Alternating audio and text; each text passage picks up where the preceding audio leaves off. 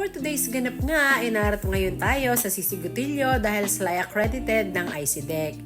So, di ba nung last vlog ko, pinakita ko sa inyo, nung galing ako sa ICDEC, kinuha ko yung coupon.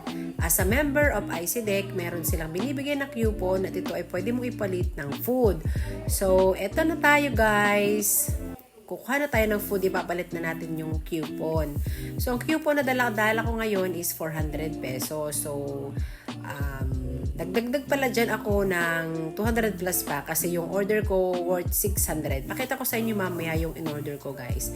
At ito muna tayo ngayon for the lista ng orderin. Pinakita ko lang yung coupon ko, diba? Apat na 50, so worth 400 coupon po yan. Yan, ang order ng inyong chubby vlogger. Maputla ako dyan. Wala ko diyang ka-aura-aura sa face lalo ko. So, sorry na. Then, ito, namimili ng inyong chubby vlogger ng o-orderin. Ang dami nila, guys. At naka yung coupon ko ay hindi uubra sa dami ng gusto kong orderin. Pero, itinake out ko nga pala, guys, itong aking order dahil maulan nung gabing yan. So, pinakita, yan po yung order na in-order ko. At yan lang yung kasya dun sa 600 pesos na ibinayad ko. 400 na coupon, tapos nagkasya ko ng 200. Yung lang po, just wanna share to you. Thank you!